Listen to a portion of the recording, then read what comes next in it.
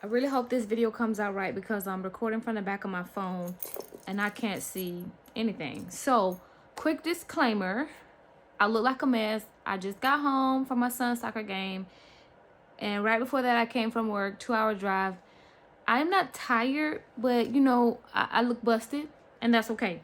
So, I wanted to do a YouTube video because I often have YouTube video ideas and I have questions from clients and potential clients and people who follow me on YouTube and TikTok and Instagram or whatever.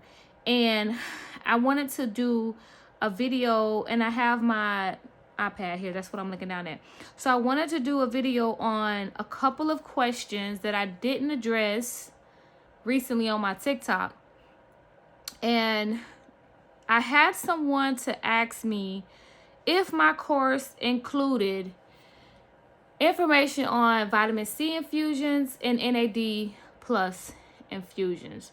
So they do have information on these two infusions. Not a lot of in-depth information because I don't make up the rules on how to infuse vitamin C, NAD plus, any of it. This comes truly from the compounding pharmacy.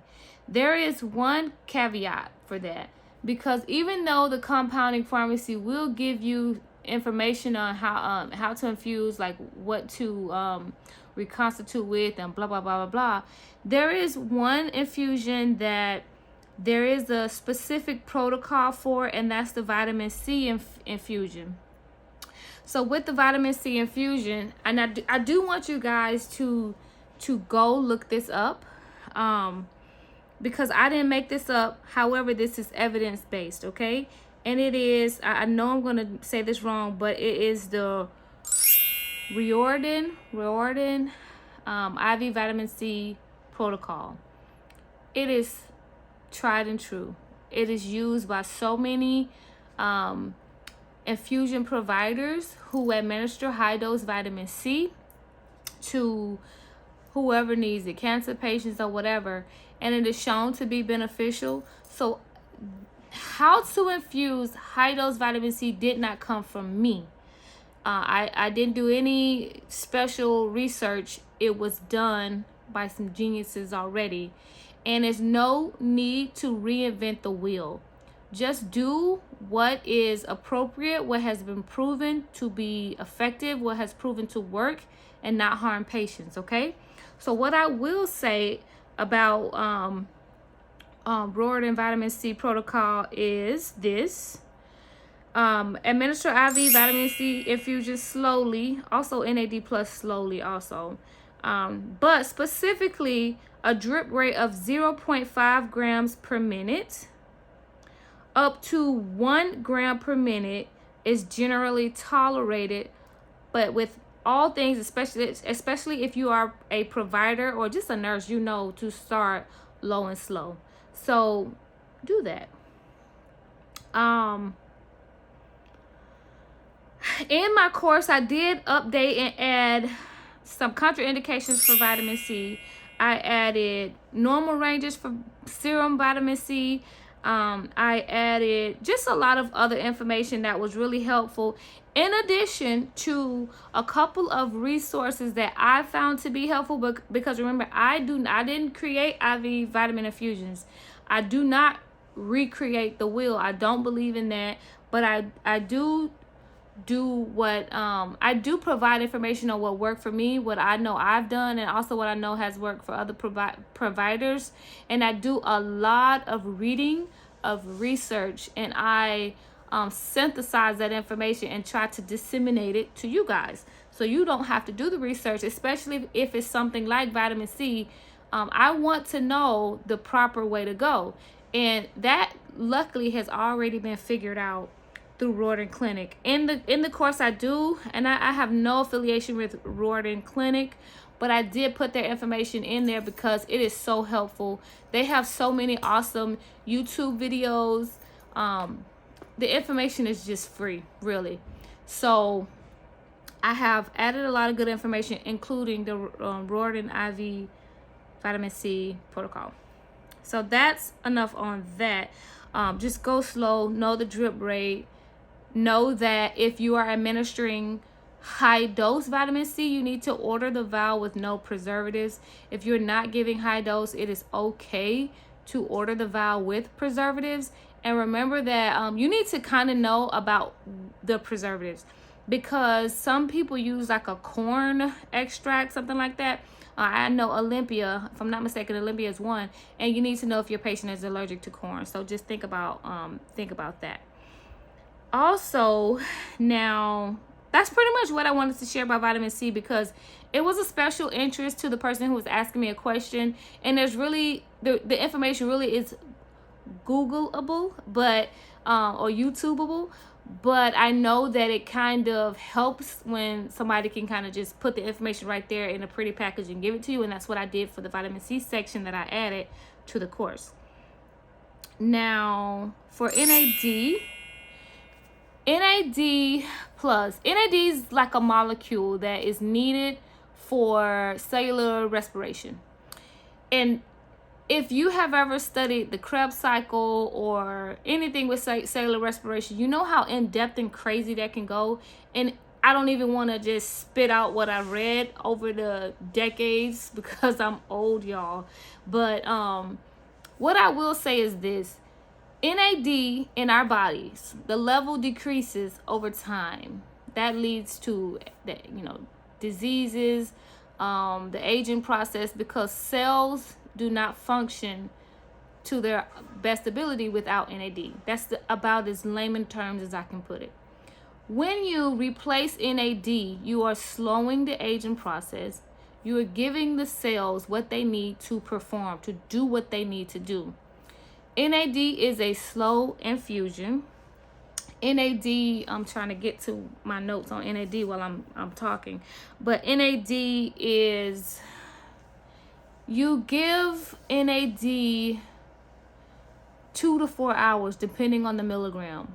Okay, the lower milligram that you can order, you want to give that over about 2 hours. The higher milligram, you want to give that over 4 hours. If you give NAD too fast, the patient may feel anxiety, like a anxious feeling. They may feel kind of woozy in the head because you're giving them way too much, way too fast. And you don't need to do that. They may not want to come back to you if they have a poor experience. And as the IV infusion provider, you should just know which, through YouTube or education or your pharmacist, whatever, you need to know which drip to go slowly. NAD plus is one of them. In the section that I added specifically for NAD, I did, because I don't recreate the wheel, I did add some resources for NAD, as far as some resources that I find incredibly helpful. There's a physician who provides awesome information on NAD. He is also not recreating the wheel. He just understands to a molecular level what's going on with NAD. I do as well. But it is awesome for you to have that resource so that you can continuously refer back to it. So if a patient were to ask you about NAD+, you can answer that question clearly and accurately. I will say, just for this video's sake, that 250 milligram of NAD is 2 hours. 500 milligram of NAD is 4 hours. NAD is a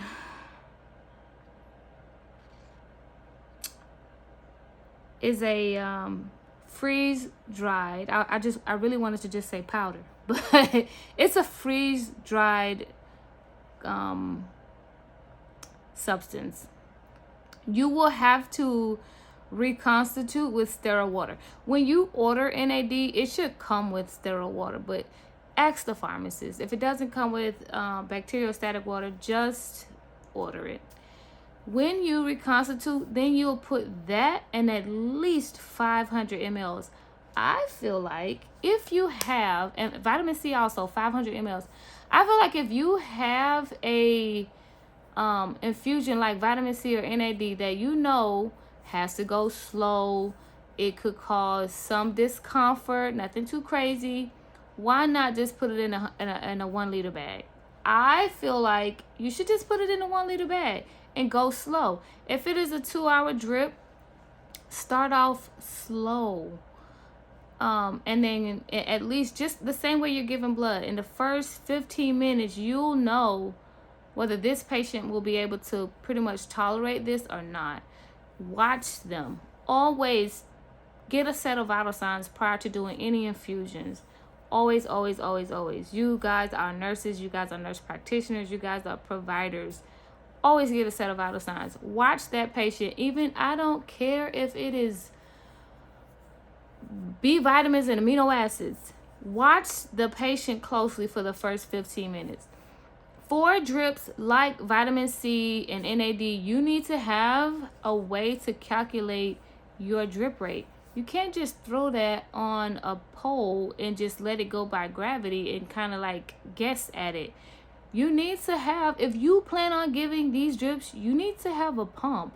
You need to have at minimum a dollar flow so you can regulate the speed of that drip.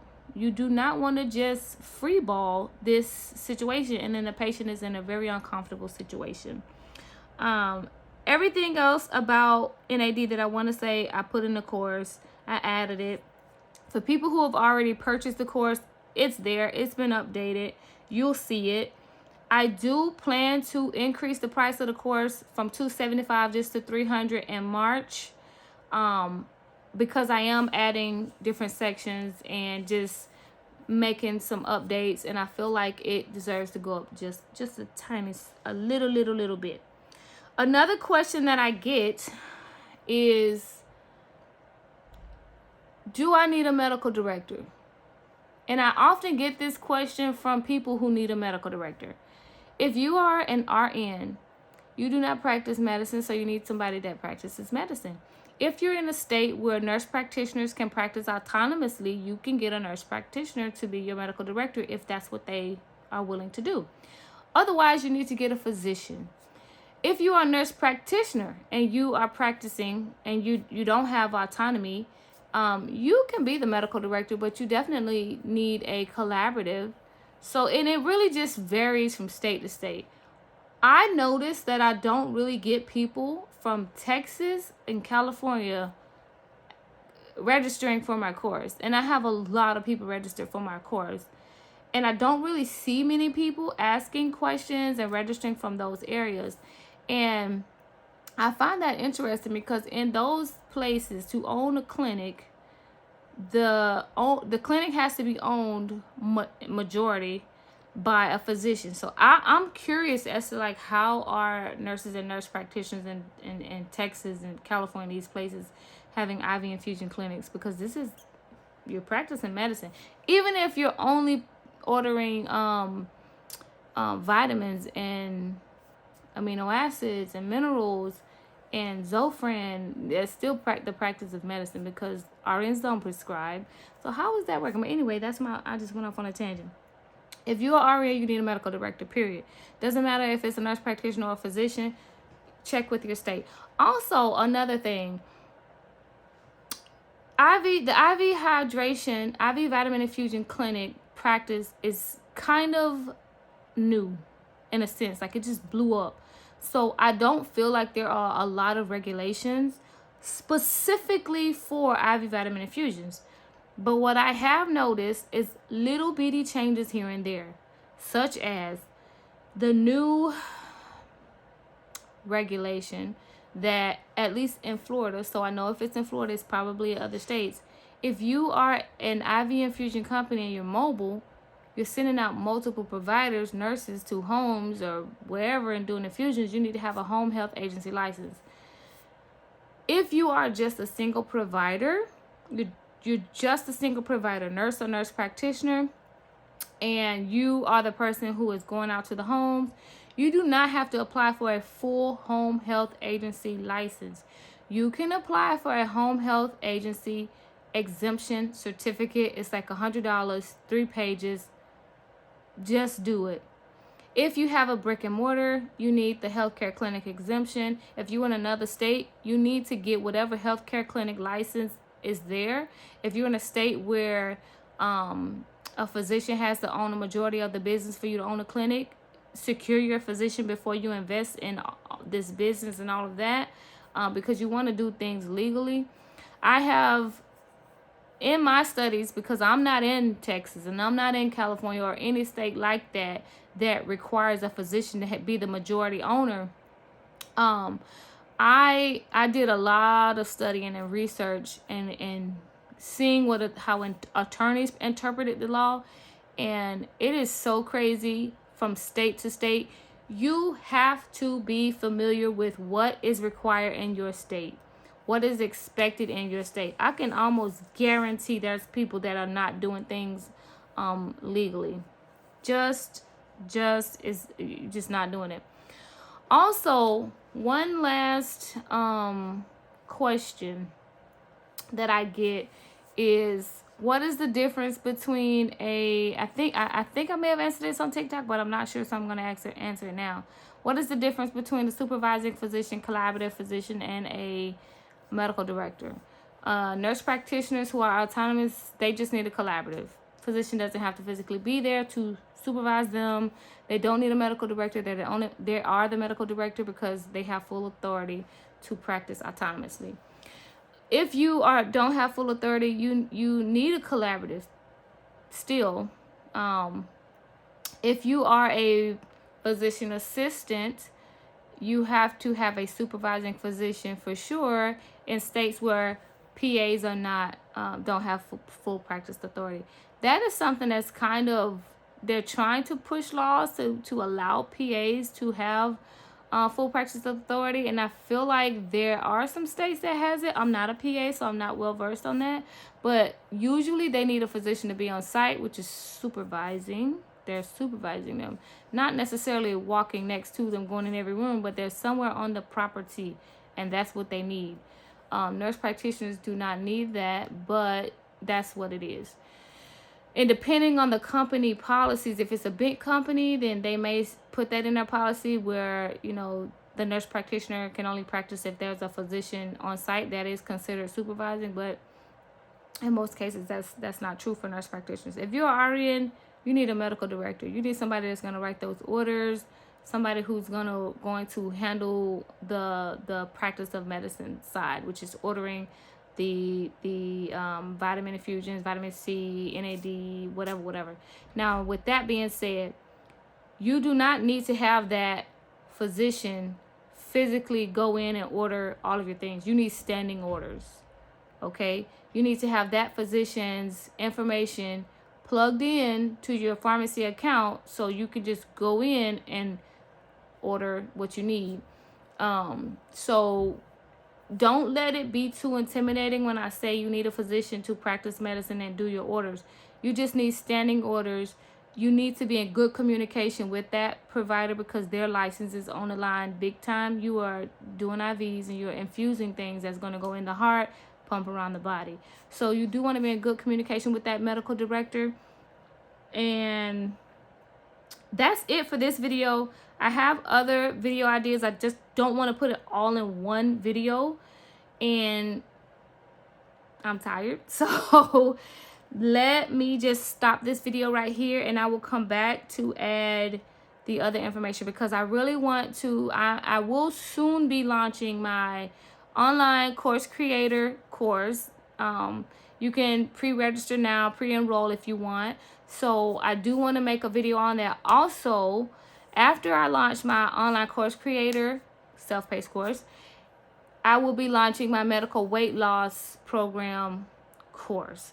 That is for anybody that is interested in providing medical weight loss. That means prescriptions are provided.